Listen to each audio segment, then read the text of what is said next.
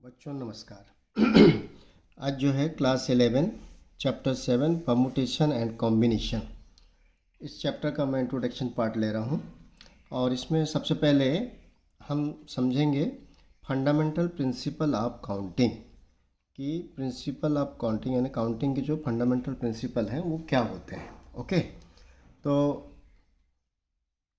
मैं इसमें बता दूं आपको कि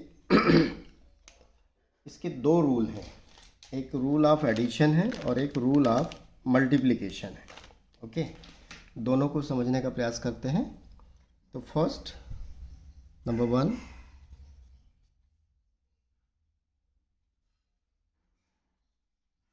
fundamental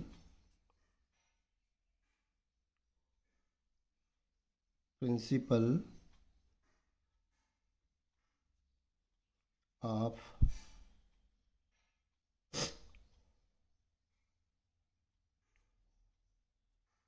counting as addition rule.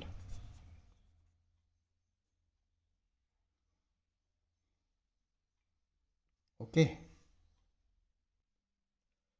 तो इसके लिए देखिए मैं एक एग्जांपल चूज़ कर रहा हूँ, उसके माध्यम से आपको समझाने का प्रयास कर रहा हूँ। सपोज कर लीजिए कि आपकी क्लास है क्लास 11 और इसमें एक कोएड एजुकेशन की क्लास है, तो बॉयज़ एंड गर्ल्स। सपोज कर लेते हैं कि B1, B2, B3, B4, B5 ऐसे 5 बॉयज़ हैं इस क्लास में, ठीक। और number of girls G1, G2, G3, G4, G5, G6, 6 girls हमने ले लिया। और कंडीशन रखे हैं कि चूज़ आ मॉनिटर।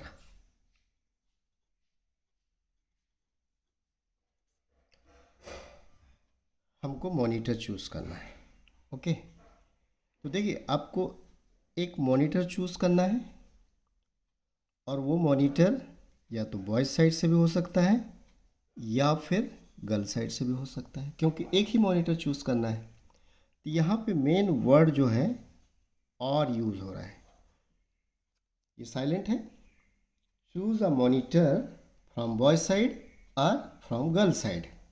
ओके, तो इस कंडीशन में आपके पास मॉनिटर चूज़ करने के वेज, ये 5 बॉयज़ हैं तो इनमें से कोई भी एक हो सकता है, और या फिर ये अपने पास जो 6 गर्ल्स हैं इनमें से कोई एक हो सकता है। बात समझ में आ रही है आपको?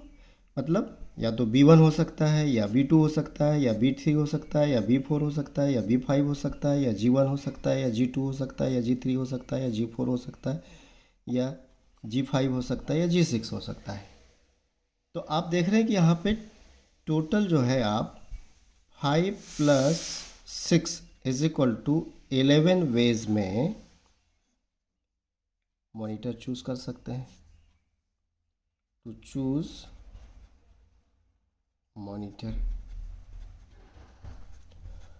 तो ये जो जहाँ पे भी वर्ड आर का सेंस आएगा वहाँ पे आपको काउंटिंग का एडिशन रूल यूज़ करना है। कौन सा रूल यूज़ करना है? एडिशन। मतलब उनको देख लीजिए आप कितने हैं, 2 टाइप के हैं, इसलिए यहाँ पे हमने 2 लिया। और भी 3 कंडीशन होती, कोई और दूसरा एग्जाम्पल चूज़ करते तो उस बेस पे हम उस पर डिस्कशन करते। तो यहाँ पे आर आपके पास आ रहा है, तो इस बेस पे आप ध्यान रखिए कि जब भी और है कि नहीं, हिंदी में उसको अथवा या जो भी बोले हम, ठीक, इस टाइप का यदि सेंस काम कर रहा है तो काउंटिंग के जो वेज हैं वो उनका इंडिविजुअल एडिशन करने से आपको मिलेगा। तो this is the fundamental rule of counting as addition. ठीक, आई थिंक आपको समझ में आ गई होगी बात। अब मैं सेकंड जो रूल है वो ले रहा हूँ, and this is the as a multiplication rule. तो this is the second rule, fundamental principle of counting as a multiplication rule. Okay, again मैं वही एग्जांपल फिर से ले रहा हूँ। एग्जांपल से इसलिए बता रहा हूँ ताकि आप आसानी से उसको समझ सकें।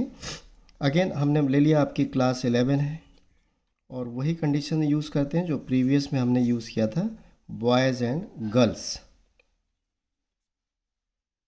Boys B1, B2, B3, B4 and B5 boys, and girls G1, G2, G3, G4, G5 and G6।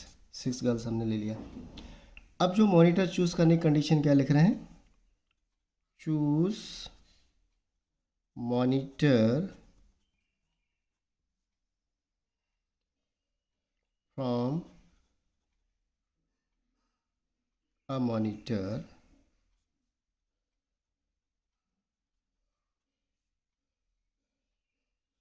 from boys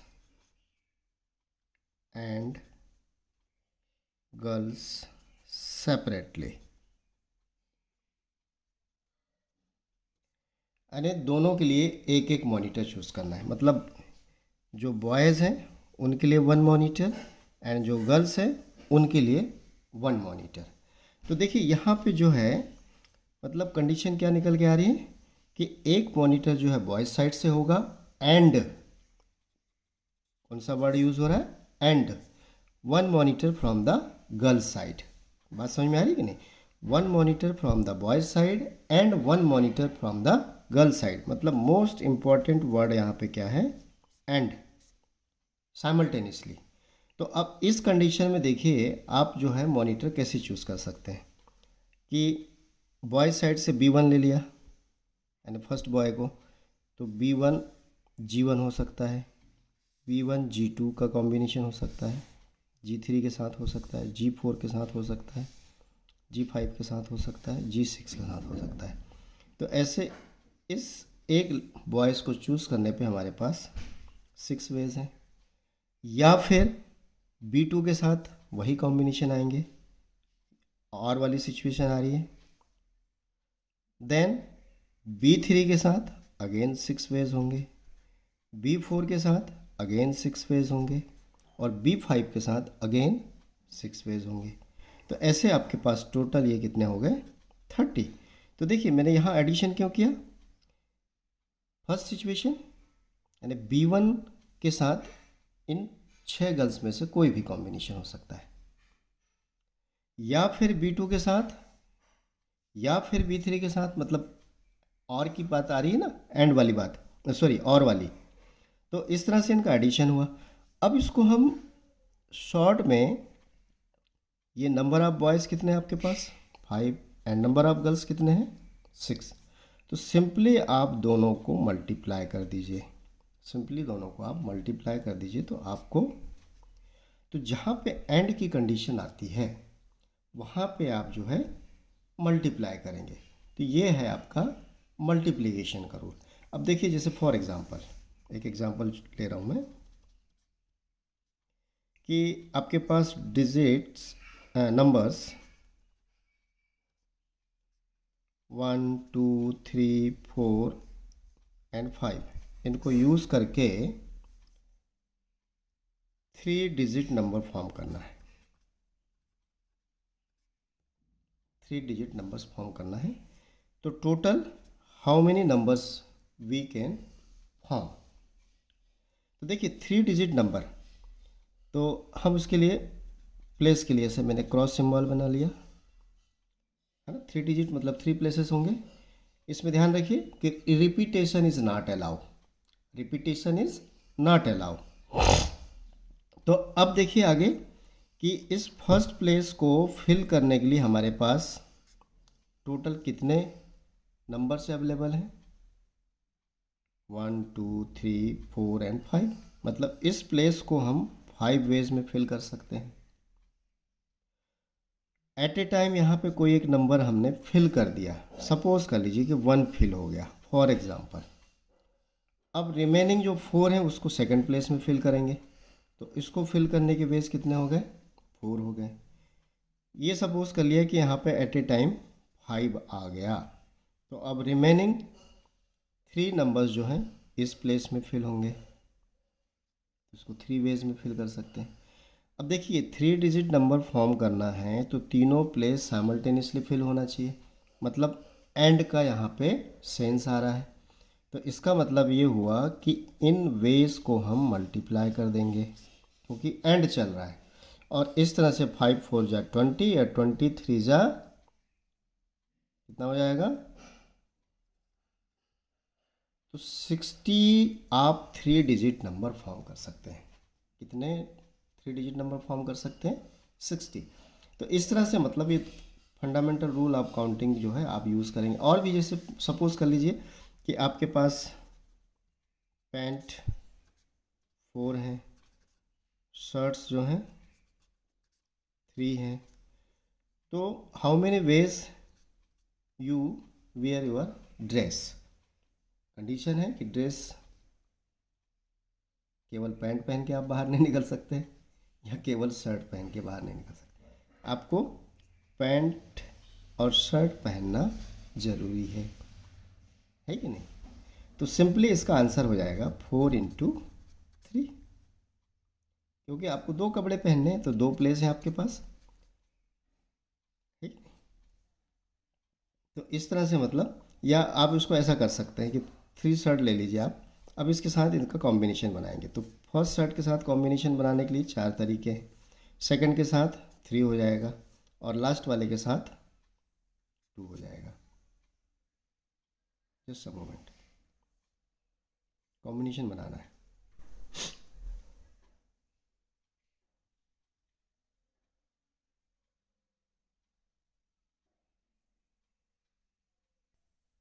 okay, तो ये इस तरह से नहीं होगा।